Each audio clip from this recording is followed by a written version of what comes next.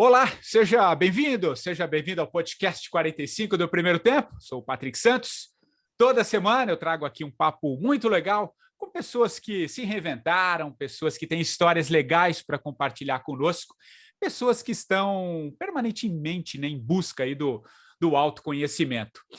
Bom, e antes de eu anunciar aqui o meu convidado desta semana, um convidado muito legal, eu tenho alguns recadinhos aqui para vocês, para quem me segue aqui no podcast. Né? Digamos que dentro dessa nova fase do 45 do Primeiro Tempo, eu tenho alguns recados. O primeiro deles, olha só que legal, é que a partir dessas entrevistas de hoje aqui, além da versão podcast, você vai poder assistir também esta conversa agora no meu canal no YouTube.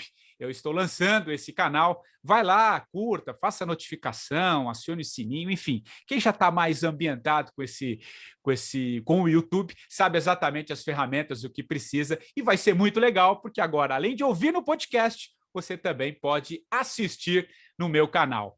O segundo recado é fazer um convite, eu estava meio distante aqui do podcast, fazer um convite para vocês assistirem o documentário que eu lancei recentemente, Pausa, o Intervalo do Mundo, que, como eu disse, lancei há pouco mais de um mês, está muito legal. Aliás, muitas das entrevistas do documentário saíram aqui do 45 do Primeiro Tempo. O documentário está disponível no YouTube. Aliás, se você quiser acessar direto, vai lá na minha página no Instagram, o patricksantos.oficial, tem um link e você assiste o documentário Pausa, o Intervalo do Mundo. Bom, chega de recado, vamos ao que interessa. E olha só, o meu convidado desta semana, como eu vou dizer, eu diria que ele é um grande observador da natureza humana. Ele costuma dizer que não existem atalhos na vida. E olha só, que tanto quanto as vitórias, as derrotas e as frustrações têm o seu papel e têm a sua importância. Elas nos ensinam também. Uma outra característica que eu gosto muito desse convidado, da qual eu compartilho, é que ele desconstrói um pouco essas fórmulas mágicas de felicidade e sucesso. A gente vai falar muito sobre isso aqui nesse papo. Aliás, são coisas que eu também acredito muito. Eu estou falando do escritor, palestrante internacional e diria que meu amigo Gabriel Carneiro Costa. Tudo bem, Gabriel? Que legal, cara, Patrick. tê-lo aqui. A gente já teve jogo. Vou passar a bola para você, porque eu falo para caramba, né, meu? A gente já está acostumado com isso. Que legal que a gente teve junto em outras ocasiões, mas pela primeira vez aqui no podcast. Quero muito contar a sua história, cara. Tenho certeza que você vai ajudar Cara, muita gente. Valeu, cara. que legal, que legal. Fico super feliz aí com o convite. A recíproca verdadeira de considerar uma amizade. A pandemia tem essa toda a parte horrorosa da pandemia, mas sempre tem algum ganho, e o ganho são pessoas que surgem na nossa vida que a pandemia fez surgir, e que ganham um valor. Com certeza tu é um deles, e fico muito feliz por várias coisas mesmo que a gente já fez, então super agradeço o espaço. Sou fã aí do teu livro, sou fã do teu documentário, então super bacana, acho que vai ser um papo bem legal, cara. E eu não tenho dúvida disso, eu tô até ansioso, como eu disse na abertura, que a primeira. Tô mudando de estúdio, né? Que é o estúdio novo, que é a minha casa aqui. Eu queria trazer alguém que eu ficasse até mais à vontade para a gente trocar uma ideia muito legal, porque eu acho que você tem muito conteúdo. E aqui no 45 é o meu principal canal, né? De entrevistas, de fato. É onde, inclusive, como eu disse, gerou o documentário, o Pausa. Ô, Gabriel, e eu vou falar muito desse livro que eu estava relendo aqui, que é Não Me Iluda. Não sei se é o seu último livro, esse aqui? Sim. É, Uhum. é fantástico, cara. Tem muito ensinamento, a gente vai falar dele. Mas antes, cara, é uma marca aqui do programa e são histórias. Eu sei que você também foi mudando um pouco a sua vida, você foi se reinventando. Hoje você é um estudioso aí da questão humana, do comportamento humano, mas você trabalhou com marketing lá no passado. Cara, conta um pouquinho a sua história. Acho que é legal você contextualizar um pouquinho a tua história, as suas mudanças, para aí a gente entrar nessas questões que eu falei aqui na abertura. Vai lá. Cara, eu sou filho de psicólogo e venho de uma família onde sempre teve muito espaço para diálogos emocionais, autoconhecimento. Eu cresci nesse ambiente, eu fiz terapia, não lembro em que idade eu comecei terapia, a vida toda. Então, assim, eu já tenho toda a minha base muito ligada a esse assunto, com muita fluidez, né? Mas lá no início da carreira da juventude, os primeiros trabalhos e tal, eu não tinha plano de trabalhar com isso. Comecei a trabalhar cedo na área de instalando som em carro, velho. Olha isso. Nem existe mais. 14 Essa eu não anos, sabia. essa aí é mais pregressa. Mas depois fui fazer formação em relações públicas e dentro da faculdade abri, inclusive, uma agência de marketing, né, de posicionamento de marca no ponto de venda, era a nossa especialidade na época. Estou falando lá 2000, 2001, né, então assim, há bastante tempo. Né, e trabalhando com marketing, através dessa agência, eu fui fazer um pós em psicologia do consumo.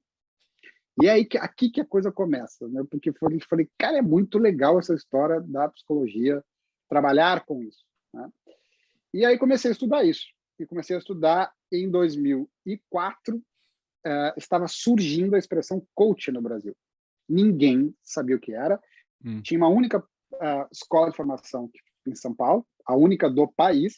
Hoje tem uma por quadra, mas na época era uma Tem mais que farmácia, já. Nossa senhora.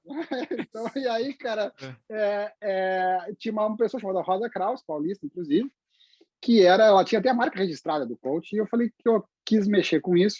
Gostei muito. Na época que coach era ferramenta, não tinha esse viés que tem hoje.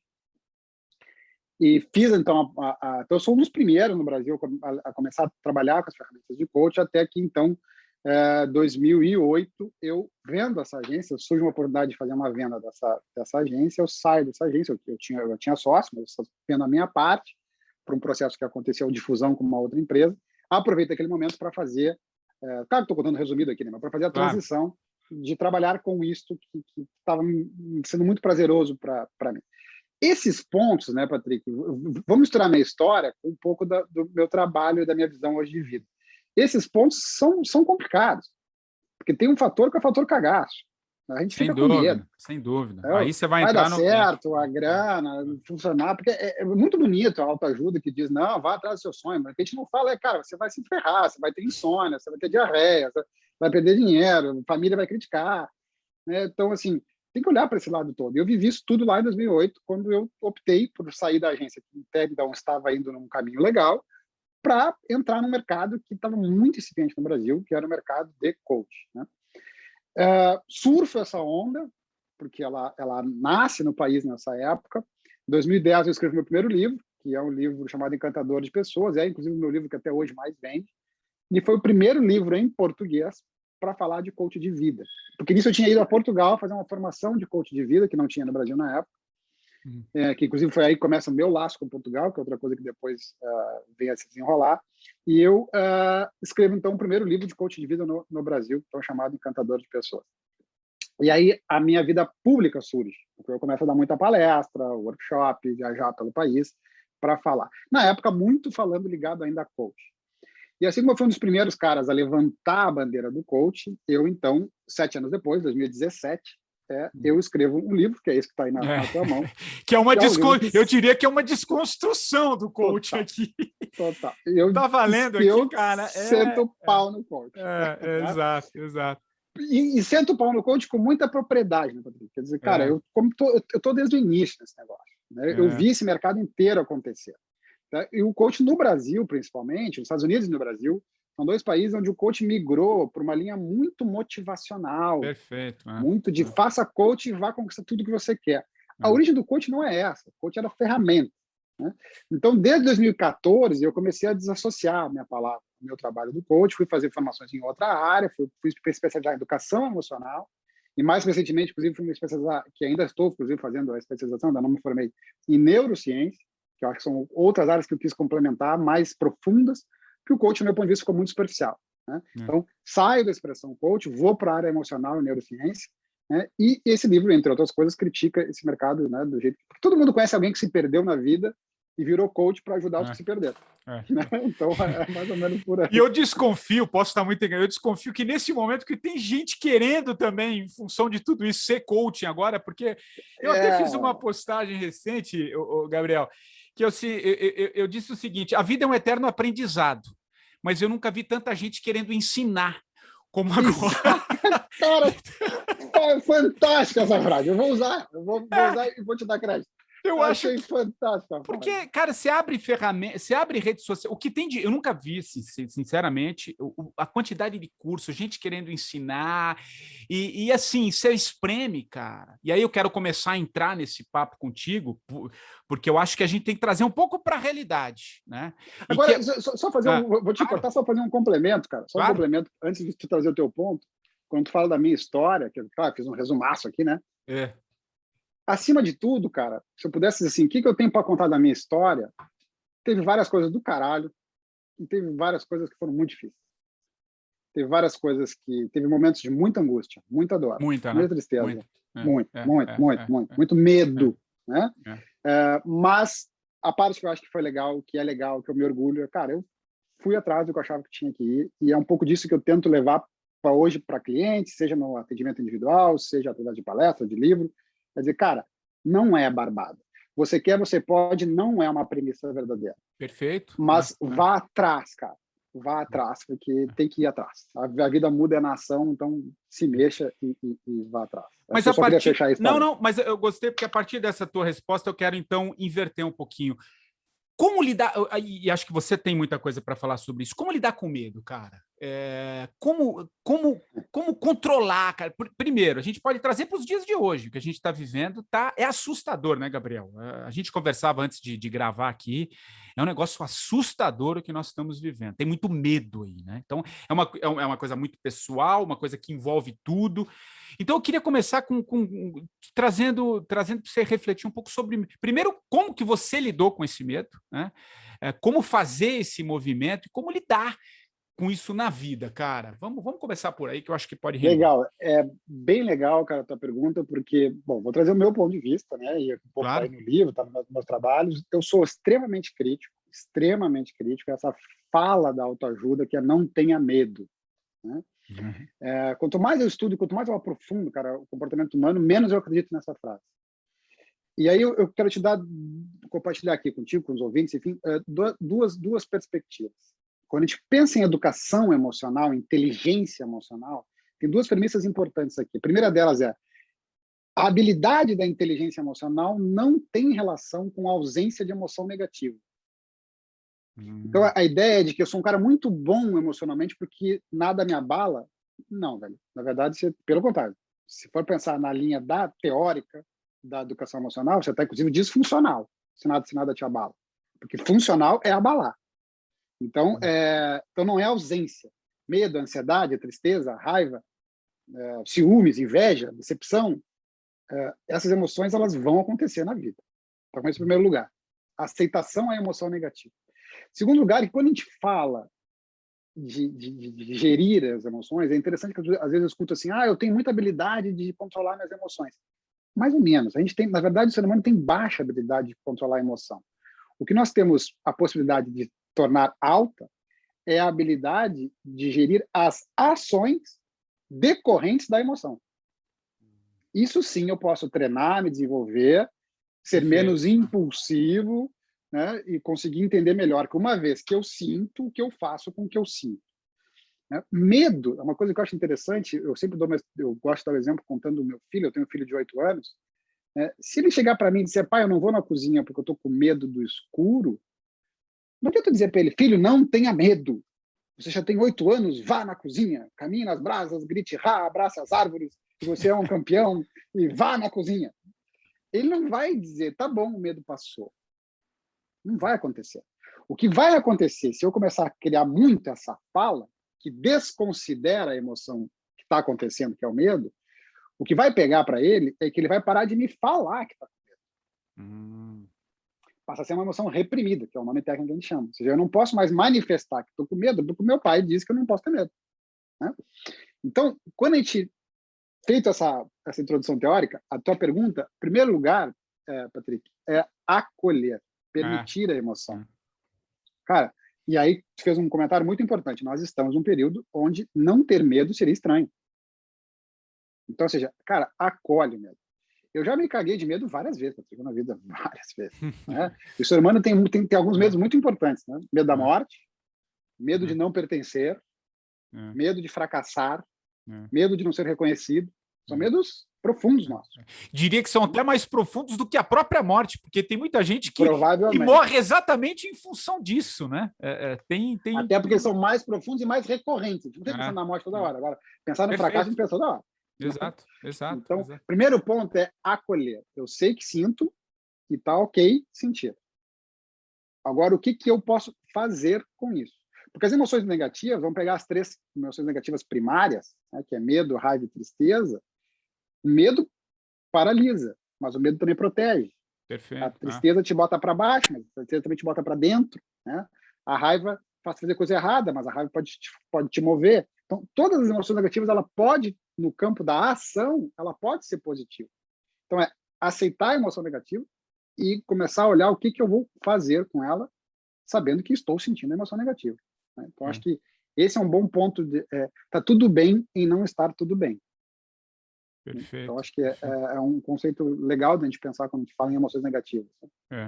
E esse acolher, por exemplo, eu também costumo dizer que não é a coragem, não é a ausência do medo, né? Que você fazer a mudança ou encarar os problemas, né? Mas é você não sucumbir, né? Você enfrentar de alguma maneira, né?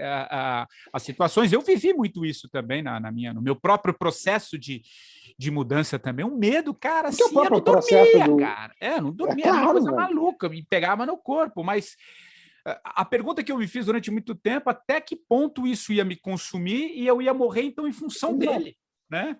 E aí, agora, acho que uma coisa muito legal que você fala, e eu estava vendo no livro, que assim, você não tem garantia de nada, cara.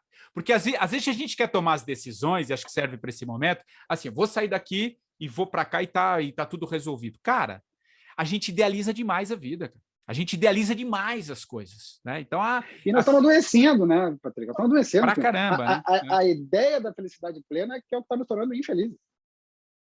Essa ideia de que tudo tem que me fazer feliz o tempo todo. Então, eu me separo porque o meu casamento hoje não me fez feliz. Então, eu peço demissão porque o meu trabalho hoje não me fez feliz. Ninguém vai te fazer feliz todos os dias, cara. Então, assim, mas é que tem uma idealização, né, de felicidade suprema, plena, maravilhosa. Meu trabalho tem que ser todos os dias fantástico. Não vai ser, tem dia que é um saco trabalhar, cara. Entendeu? Meu casamento tem que fazer. Tem um dia que tu queria estar solteiro. Entendeu? Meus filhos, tem dia que tu não queria ter filho. Então assim, é a fluidez humana. Nós não somos seres perfeitos, plenos e lindos, maravilhosos. Não somos, cara. Temos nossos perrengues, entende? Então, eu acho que tá muito poético, tá muito romântico essa ideia de felicidade. Mas que nesse momento isso vem até mais forte, né, Gabriel? Esse momento que eu digo isso tudo que a gente está atravessando, né, cara? Porque é lidar com todas essas questões e todas essas emoções que a gente já estava idealizando demais, num momento em que ela também nos joga num corredor aí maluco, cara, que... cara, eu tenho conversado com muita gente, está assustador, assim, de lidar com tudo isso e sem essa perspectiva. Então, acho que muito nesse momento também, e eu queria um recado seu sobre isso, o esforço ainda ele é maior, né, cara? O que você fala, cara? Você que lida ali na ponta com empresas, com atendimentos pessoais, enfim, como lidar com essa situação toda, cara? Cara, a gente foi colocado no banquinho de pensamento, né? Ou usando a tua metáfora, estamos todos no vestiário, né? Que eu achei fantástico também, uma expressão que tu usou numa das nossas conversas, né? O teu documentário retrata muito isso, né? O teu documentário traz muito essa coisa da pausa. Nós fomos colocados em pausa, né? E a pausa, cara, é um momento de silêncio, é um momento de introspecção, não é um momento de colheita. Pausa não é colheita, pausa é pausa. Ninguém vai ver em pausa o resto da vida, não é uma pausa. Quando tu faz o que eu trago, existe uma ansiedade muito elevada. A ansiedade é sempre uma emoção futura. Então, hoje o que eu mais trabalho são crises de ansiedade. Então, que eu estou vendo decorrentes do momento. E a ansiedade é crise, emoção futura. Ninguém está ansioso com ontem, diferente de tristeza, que eu fico triste com ontem. A ansiedade não. A ansiedade é uma emoção projetiva. É aquilo que eu estou achando que vai acontecer ou que não vai acontecer, que é o que me deixa ansioso. Esse momento agora, que nós estamos vivendo, inclusive, essa segunda onda, nós falávamos até um pouquinho sobre isso antes de começar a gravar aqui, ela é uma espécie de morte da esperança. Putz, cara, nós vamos de novo, 2021, na verdade, é 2020 parte 2, né? Já nós estamos vivendo, pô, vai repetir tudo de novo, né? Sem intervalo, né? E sem intervalo. Sem intervalo, cara. Tipo, emendou um no outro e vamos embora, né? Vamos embora. A falta de perspectiva é problemática porque ela tira energia, né? Ela tira disposição, ela tira potência de vida, né? E a ansiedade projeta esse sinal trágico, né? Ou seja, se eu positivo no vírus, e eu já passei por isso, então a primeira coisa que a gente passa na cabeça é: eu lembrei da notícia de um cara que morreu com a mesma idade que eu, putz, vou morrer. Isso é projetivo, né? Ou seja, é um projetivo trágico. Eu não tenho dado real para trabalhar com isso. Então, a quebra da ansiedade, quando eu chegar para uma pessoa que está ansiosa e dizer assim: não, fique bem, não pense isso, calma, vai passar. Quem está sentindo isso vai acabar, sabe? O cara que está sentindo isso não acalma o ansioso. Então, a gente tem que entender que a ansiedade dizer, cara, eu estou entendendo que está ansioso, mas vamos trazer a tempo presente, né? O que tu tem hoje aqui que está te levando a acreditar isso? Porque quando eu trabalho com o real, então assim, não, cara, eu estou preocupado que eu possa morrer porque eu estou cada dia respirando menos e eu vou ter que ser internado. Então agora eu troquei, não é mais ansiedade, agora é medo. Essa é uma componente importante, porque aí eu tenho algo real concreto. Mas o meu quadro clínico não aponta para isso, numa segunda hipótese. Então, ou seja, o combate da ansiedade é trazer a tempo presente. E o outro ponto, né, que eu acho legal compartilhar quando tu pergunta nesse momento, cara, é uma crise. Então, assim, não dá para a gente romantizar, né, de que agora é hora de aproveitar. Cara, um ano tá ruim, cara. Então, assim, podemos encontrar coisas boas no meio disso? Claro que podemos e devemos. Mas não é hora de romantizar. Não é hora de surgir o guru da pandemia para dizer que agora é momento de luz, porque não é, cara. Pessoas estão morrendo, pessoas estão adoecendo, nós estamos com saudade um do outro, mercados estão quebrando, nós estamos preocupados com dinheiro. Não é momento. Então, assim, é acolher o real. O real tá ruim. E aí não é a vida ideal, é a vida possível. A vida é possível. Qual é a vida? Qual é a possível agora, cara? O que está no nosso controle, né? Eu acho que tentar entenda o que eu quero dizer com o nosso controle. A gente não tem controle sobre tudo isso que está acontecendo. Ninguém trouxe, não foi nem eu, você e muito menos quem está nos ouvindo aqui que trouxe que veio com a pandemia, né? Agora ela está aí, ela é real, ela está devastando, ela tem muita dor, né? Como você bem descreveu, muitas mortes, enfim, gente perdendo familiares, perdendo negócios, enfim, tudo que a gente já sabe, né? Agora, sabe um ponto ruim, cara, que a gente está vivendo nessa segunda onda? A gente está se acostumando. Quando eu olho na TV que morreu 2.000 pessoas, isso já não me choca mais. Então, aí a gente está se acostumando. E é ruim, e que é natural do ser humano, tá? Não estou gerando culpa em ninguém, é natural isso. Mas isso deflagra a mudança. E é interessante que eu não sei aí no Sul, mas aqui em São Paulo a gente está de novo no lockdown, né, na bandeira, na fase vermelha, aí também, né? Acho que é quase todo o país, enfim. E você vê que já não que as pessoas perderam o medo, todo mundo está com medo ainda, mas assim, a circulação de pessoas continua igual, assim, não igual, mas assim, tem muita gente, o impacto de um lockdown, como foi no auge da pandemia em 2020, é muito diferente. Então, acho que isso de alguma maneira também passa por tudo isso. E não estou dizendo que isso seja a solução, hein? Mas o que eu quero dizer é o seguinte: eu não estou dizendo que lockdown é solução. Sim. Daqui a pouco alguém vai dizer. Exato. Já vai levar para o viés político. Meu Deus.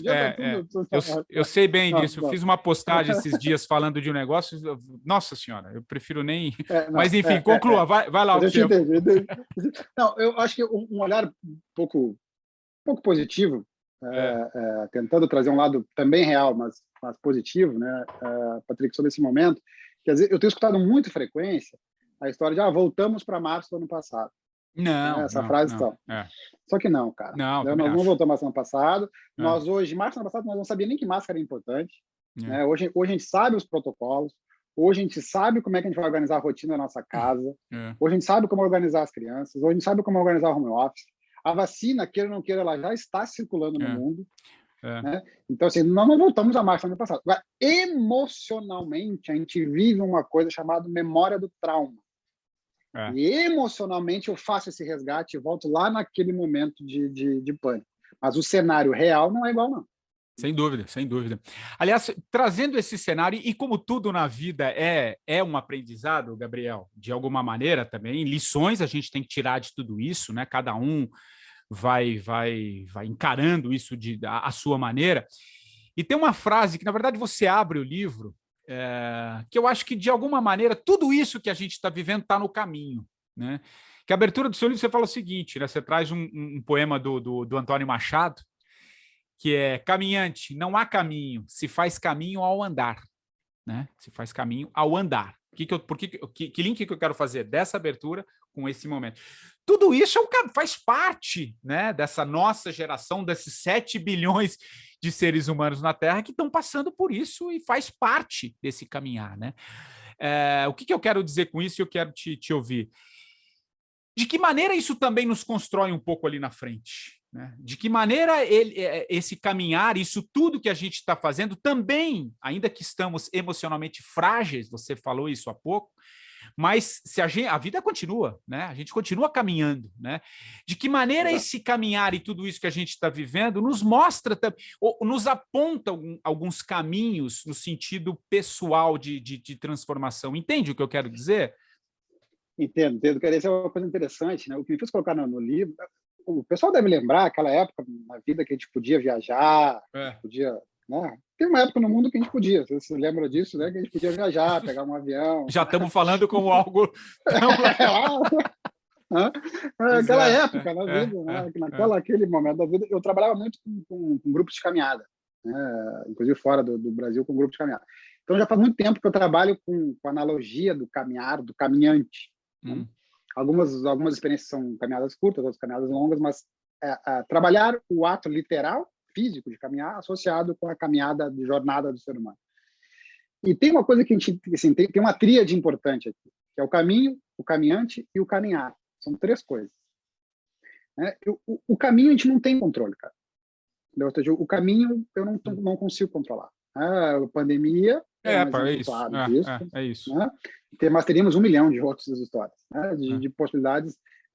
Eu não consigo controlar. Eu não consigo controlar quem o outro vai ser. Quem o meu filho vai ser, eu não controlo. Né? Então, ou seja, eu controlo o pai que eu vou ser. Mas daí eu estou falando do caminhante e não do caminho. Então, assim, é importante fazer essa divisão. O caminho eu não tenho controle. O caminhante sou eu, né? De ser quem eu escolho ser, quem eu posso ser, quem eu consigo ser. E o caminhar tem a ver com: eu vou caminhar rápido, eu vou caminhar devagar, eu vou fazer uma pausa, eu vou contemplar a vista, eu vou dar uma corridinha. Fase da vida a gente faz tudo isso. Ou seja, o caminhar eu vou ajustar conforme esse equilíbrio entre quem eu sou enquanto caminhante e o caminho que se apresenta. O que eu acho legal desse poema, que é de um poeta português, que eu acho que acabou ficando um poema clássico dos peregrinos de Compostela, virou inclusive uma frase que é muito usada nos materiais do caminho de Santiago de Compostela, que é entender que, cara, as coisas, tem dois pontos que eu acho legal com isso que você está trazendo. Primeiro, entender que a vida se faz na ação. Eu não conheço o sabor de uma comida lendo o cardápio, sabe? Cara, e aí, assim, ó, não adianta, eu posso te descrever como é que é tomar um vinho sentado na beira do Tejo, em Portugal, mas se tu não for lá, tu não vai saber exatamente, tu tem uma ideia. Ou seja, mas tu vai ter que ir lá, cara. Entendeu? Aí é a hora que eu me incomodo com a autoajuda, porque ninguém vai entregar para mim a experiência, cara. Entenda que coach nenhum vai me deixar rico, terapeuta nenhum vai me deixar zen, monge nenhum vai me deixar iluminado. E, cara, eu tenho que ir fazer, eu tenho que ir caminhar. O monge, o coach, a religião, o padre, o papa, o pai, a mãe vão me estimular, mas eles não vão fazer por mim a caminhada. A caminhada é minha, né? Então, ou seja, eu preciso fazer o caminho. E aí, neste caminho, entender uma coisa que tu trouxe que eu complementar, que o sentido, quando a gente está em crise, que é o momento atual, o sentido da crise só acontece no fim da crise. Ele não é meio, ele é fim. Então as pessoas estão todo mundo querendo encontrar um sentido da pandemia. Falo, cara, você não vai encontrar o sentido da pandemia. Vai encontrar pequenos ganhos que cada um de nós está conseguindo ter com a pandemia. Beleza, maravilha, melhor isso mesmo. Agora, qual o real sentido? Cara, tem que passar. Porque tu já passou, eu já passei, os nossos ouvintes aqui já passaram. Como já passou por crise? Crise financeira, crise de saúde, crise de casamento, crise com família, sei lá, crise. Quando tu está no meio dela, tu está no meio dela, cara. Entendeu? Tu está vivendo e é técnica de sobrevivência. Tu quer sair dela. Ponto. Quando a gente sai e olha para trás. Aí sim. Eu tenho que ter o para trás. É. E eu digo, cara, essa crise serviu para isso. E aí ela ganha um sentido. Ela ganha sentido. Ela ganha sentido. Como você disse, né? Como todas as crises, porque se a gente, cada um pegar a sua história, lembrando dessas crises ao longo, ela te direciona para algum caminho, cara. Total, algum, ela né? muda o destino. E talvez, e aí não sei, talvez eu queria te ouvir, não sei se eu idealizo, mas assim, eu acho que não idealizar no sentido maior, mas ela nos constrói, que eu quero dizer. Ela nos constrói. Sim. Muito do que nos acontece, talvez no primeiro momento, é uma porcaria, que merda tudo isso. Talvez seja uma merda mesmo, no sentido daquilo que a gente está vendo no momento, né? Mas se você esperar um tempo ali, um tempo passar, você vai entender que isso que você viveu, por mais que tenha sido a merda toda que você encarou ali, te deu sentido e te deu norte, cara. Te deu norte. Mas então quer dizer que você escolheria passar por tudo aquilo? Talvez não, no sentido, pela compreensão que você tinha naquele momento da crise. Mas depois do Cara, mas assim, ó. Vamos lá, que eu sei que eu quero te ouvir. Não sei se não. Eu acho que é isso. Estou complementando, Estou super concordando contigo, estou querendo complementar, né? Duas coisas me ocorreram te escutar. Primeiro, assim, quando a gente pensa em emoção, em tese, a gente quer viver para o desejo de vida de todo ser humano minimamente lúcido é querer viver alegria, prazer, entusiasmo, realização, conquista, que são as emoções positivas e que é para isso que a gente corre atrás mesmo. Só que se a gente vai analisar friamente emoções, cara, essas emoções, alegria, vamos pegar alegria e prazer, elas não são introspectivas.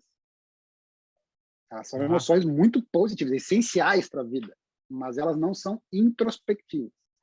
A vida refletida é uma vida mais ligada à tristeza, mais ligada a cansaço, mais ligado à dúvida. São essas emoções que vão nos colocar angústias, que vão nos colocar em processos introspectivos. Então, eu preciso dos dois. Seja, é yin e yang, eu não consigo mais sobreviver. Porque se eu ficar a vida toda na tristeza, na angústia, também vou ficar depressivo. Exato. Então, mas eu preciso desse fluxo que vai acontecer ao longo da jornada. Então, esse é um ponto que quando tu está falando sobre essa perspectiva, assim, né? Sim, a gente vai ganhar um sentido. E aí tem um outro ponto que eu acho muito interessante. Eu tive a oportunidade de trabalhar uma vez, uns anos atrás, quando eu estava escrevendo meu segundo livro, com um núcleo de pacientes terminais de um hospital aqui de Porto Alegre, no núcleo de oncologia. Cara, eu nunca tive câncer, tá? Então eu não posso falar em primeira pessoa, mas eu vou fazer um relato. O que eu aprendi, o que eu vi das pessoas com câncer, cara, eu desejo hoje câncer para alguém? Claro que não. Para ninguém. Mas eu descobri, cara, que as pessoas que curam câncer dão um sentido tão legal para a vida, que eu falo, cara, até que teu câncer não foi tão ruim. Né? Agora, isso me faz desejar câncer? Claro que não. Perfeito, acho que você achou isso, é uma definição. E já que você citou o câncer, eu me recordo e trago como experiência, porque aqui, além de tudo, além de uma entrevista, é uma conversa também, e aí eu reflito exatamente nesse ponto que você trouxe. Eu vivi no meu primeiro casamento com minha ex-mulher um câncer, né? E esse foi um fator desencadeador de muitas das formas como eu passei a encarar a vida a partir do que eu vivi naqueles 2 anos intensos de luta para a cura. Felizmente foi possível, mas foi um processo tão transformador na vida, na forma de encarar valores. Eu não sabia que tu passou por isso. Passei, não, por ela, né? Ela teve um câncer, mas tu acompanhou de perto isso. Muito de perto, então foi muito forte. E aquilo me abriu um campo de percepção, de vida, de olhar sobre muitas coisas, que a partir dali eu comecei. A chave da minha vida, eu diria, olha aqui, a gente está agora aqui num papo, a chave da minha vida começa ali. Da minha transformação mesmo, que depois veio desencadeando e terão outras ao longo do meu segundo tempo, ainda bem, mas eu digo que o pontapé inicial de uma vida mais com sentido, com mais verdade, começa ali. Então tem, aí exatamente complementando o que você disse, eu escolheria passar porque, cara, tinha momentos que eu falei, cara, eu vou morrer, eu não vou aguentar, eu não vou suportar. no auge ali, eu falei, cara, eu não vou suportar. Eu tinha momentos, o Gabriel, de estar no carro, cara.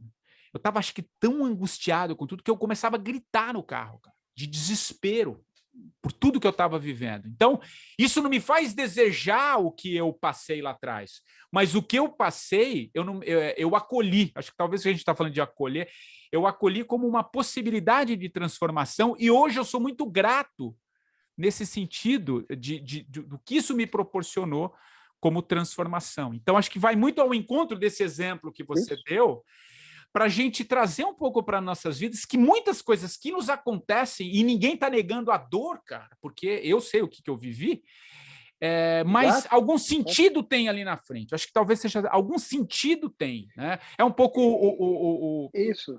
pai da logoterapia, o Viktor Frankl. É isso, né, cara? Tudo tem um sentido, não é? Você tem que buscar por mais. Cara, o cara viveu num campo de concentração e buscar sentido ali. Como assim? Não é legal, cara. Esse cara é muito legal, que fica a dica, né? Um livrinho pequenininho. Aliás, eu vou te pedir a dica no final, depois se você quiser, enfim, mas vai lá. Tá bem. Mas já antecipando, esse é um dos livros, né? Em Busca de Sentido, do Viktor Frankl. Porque eu gosto da linha dele, porque, de novo, é a vida real. Então, ou seja, ele encontra o sentido possível, não esse sentido da autoajuda, de vida iluminada, o sentido que é possível dar. Né? Então, acho super bacana, porque, assim, falamos de câncer, mas pode ser um acidente, pode ser um divórcio, pode ser uma traição, pode ser a quebra de uma empresa. Exato, é isso aí. É esse sentido transformador, né? Isso. Agora, mas então vamos desejar passar por isso? Não, a gente quer não passar por isso. E a vida é feita de querer não passar por isso.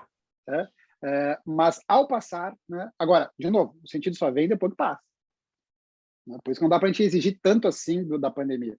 A gente vai descobrir o sentido da pandemia daqui a uns anos. O Gabriel, tem a gente já está caminhando aqui para o fim, mas tem um outro trecho que eu tinha separado, cara, que eu achei que não sei se é um dos temas que eu tenho estudado, eu sou um buscador, assim, eu tenho lido muito coisa sobre intuição, essa força nossa que todos nós temos de alguma maneira, mas normalmente a gente ignora, né? A gente vai muito no racional o tempo inteiro, né?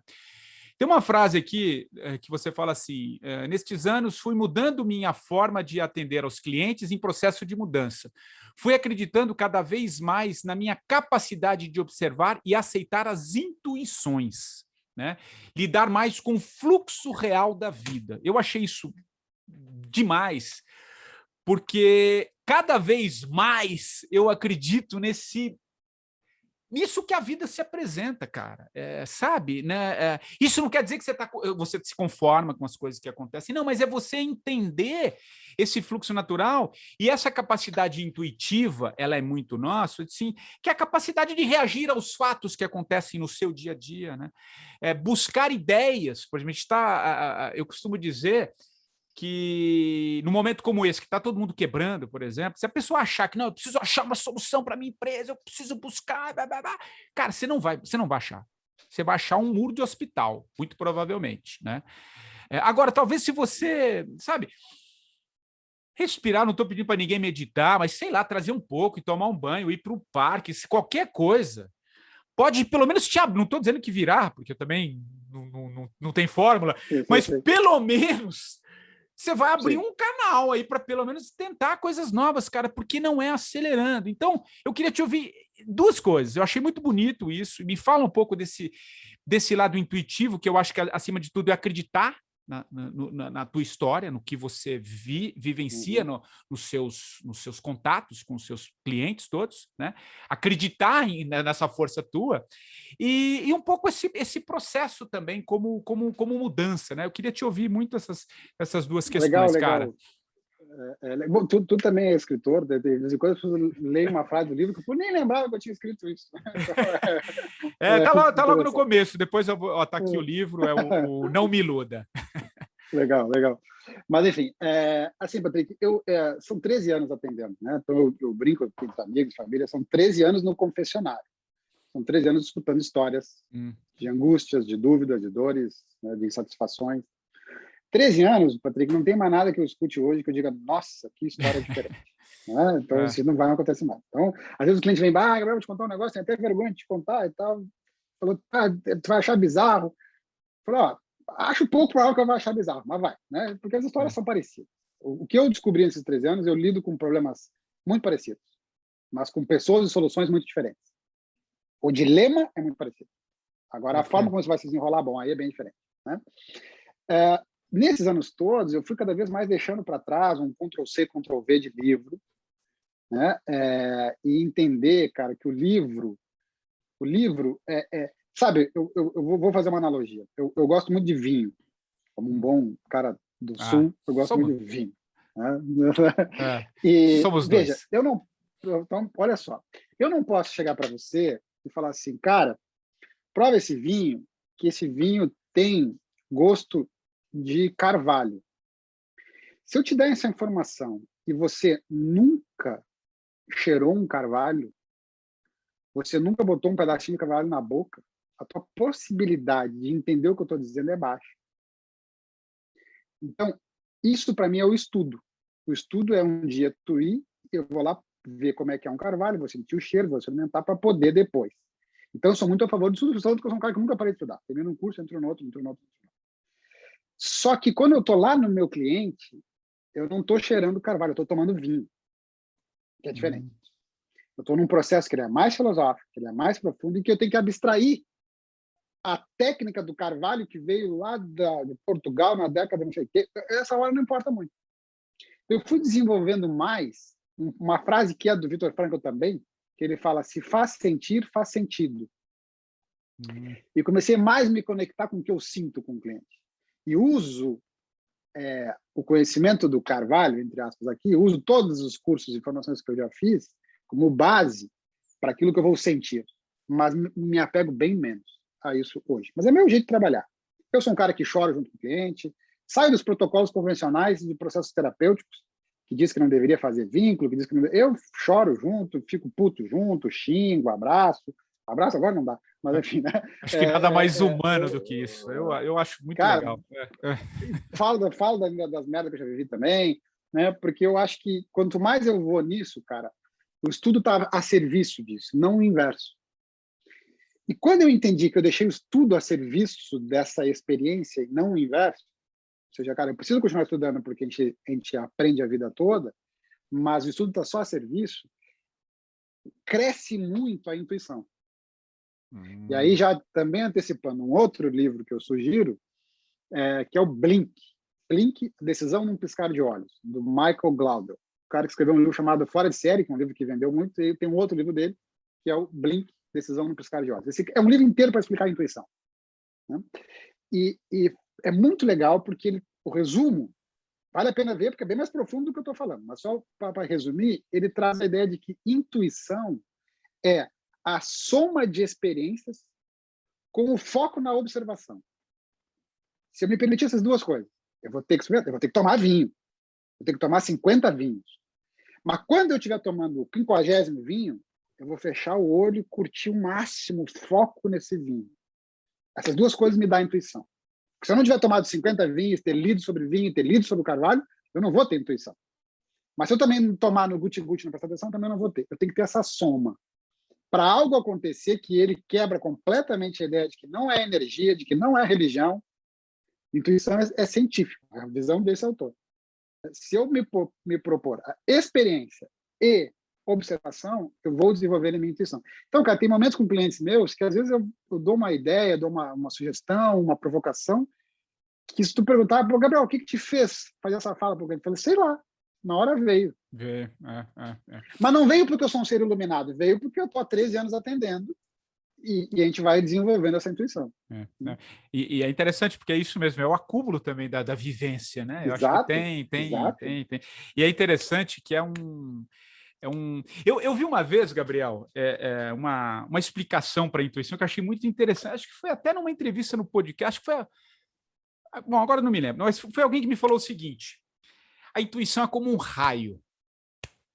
O raio não faz barulho. O que faz barulho é o trovão.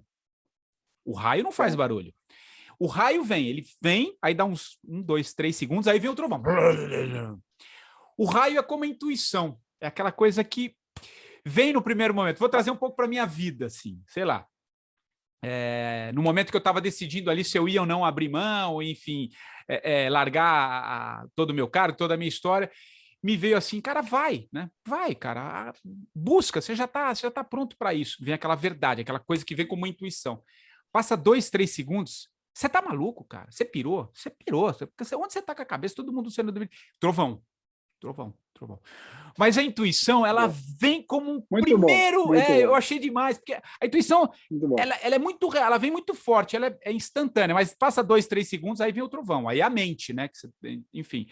Então, e eu acho, por que eu estou falando isso? E aí, para a gente caminhar mesmo para o fim, a intuição tem um poder gigantesco, cara. É o que você faz no teu trabalho. Você usa essa ferramenta para conseguir atender ali o teu cliente, o que você está falando, que são experiências muito, muito fortes, muito verdadeiras e muito como essência, né? Como essência verdadeira. Então, eu acho que é uma ferramenta, eu gosto sempre de chamar a atenção, pô, dê mais atenção à tua intuição, né? Abre mais espaço para ela. E aí eu acho que a intuição vem...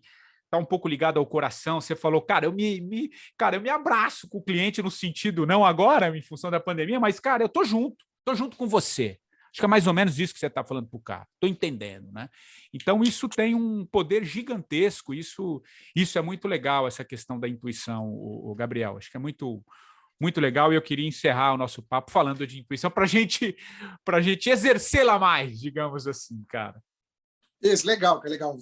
Tive que tirar o fone aqui, trocou ali, mas só para seguir no papo aqui que acabou a bateria. Mas, cara, super concordo, assim, eu acho que a intuição a gente tem que ouvir, tem que treinar, tem que acreditar, né? E, assim, por que eu tive essa intuição? Cara, porque você já viveu coisas que te fazem ter essa intuição. Essa é a parte que eu gosto, ela não é milagrosa. Você já viveu coisas, tem uma memória neural ali que está te permitindo isso. Né? Legal. E, bom, em função do... O Gabriel tirou, você que está ouvindo o podcast, então o som fica agora um pouquinho mais santo, porque o microfone, o fone tinha um pequeno microfone que ajuda agora você ficar um pouco mais dentro da caixa, mas faz parte. Quem sabe faz ao vivo. Mas a gente já está caminhando aqui para o fim da nossa conversa. O Gabriel, cara, é uma marca aqui do podcast, né? Que o convidado da semana... indique um livro, só por aqui você já indicou 2, se você quiser um terceiro, as pessoas vão até gostar também, e uma música, cara, uma música que encerra a versão podcast. Você vê que eu não te avisei, te peguei de surpresa, mas enfim, vamos ver aquela que vem assim no primeiro momento, talvez aquela já veio. Esse convite é fácil. Aliás, um músico como você, pô. Enfim, então um livro e uma música para a gente encerrar, cara. Que legal. Cara, conversar contigo é sempre muito legal, cara. Você põe uma conversa, a gente troca. Conversa, é legal. Livro, cara, eu indiquei 2, então fica aí no Viktor Frankl, Em Busca do Sentido, Michael Gladwell, Blink. Mas eu vou dar um terceiro, cara, que eu acho que tem a ver para um momento que é bem legal, e para uma pessoa, inclusive, que tu entrevistou, que é um livro chamado A Morte é um Dia que Vale a Pena Viver. Da Ana Cláudia Quintana Arantes. Esse livro é... Cara, esse livro, para mim, foi um livro que eu li ano passado, e eu boto assim, o melhor livro do ano passado foi esse. O que mais me impactou ano passado foi esse. É lindo. É lindo, é bonito, é emocionante. Chorei horrores no final do livro. Um livro muito bonito sobre essa percepção de ciclos, sentido, entendimento, parte ruim, vida como ela é. Então, fica a dica aí. Música, cara, Pô, eu vou dar 2, cara. Tu pediu uma, mas eu vou dar 2, porque você vai dar 2, você vai dar 2, mas eu vou ter que encerrar. Você vai citar 2, mas eu vou ter que encerrar com uma e vou te botar no muro. Você vai ter que escolher uma dessas 2. Mas indica as 2. Tempo Perdido, do Legião Urbana, e A Estrada, do Cidade Negra. Que legal. Tem tudo a ver com tudo que a gente falou aí. E com qual que a gente vai encerrar? Tempo Perdido, Legião Urbana, que não há tempo perdido. Vamos pensar, pandemia, mas nunca há tempo perdido. Pô, adorei, cara, adorei a sugestão. Aliás, sou fãzaço. É da nossa geração, né, o Gabriel? Isso é muito legal. Legião, fãzaço, cara. Bom, conversamos aqui no podcast 45 do Primeiro Tempo, na primeira versão. Espero que tenha dado tudo certo aqui na versão no novo estúdio, aqui em casa. Continua na versão na Jovem Pan, na versão podcast, mas em vídeo, agora no meu canal no YouTube. Eu te convido, então, para ir lá e associar lá o canal do YouTube. Gabriel Carneiro Costa, muito obrigado pelo papo, cara. É sempre muito bom estar contigo. Tem muito aprendizado, cada conversa eu aprendo mais e que legal, que para mim é um orgulho ter esse contato contigo. Tá bom, querido?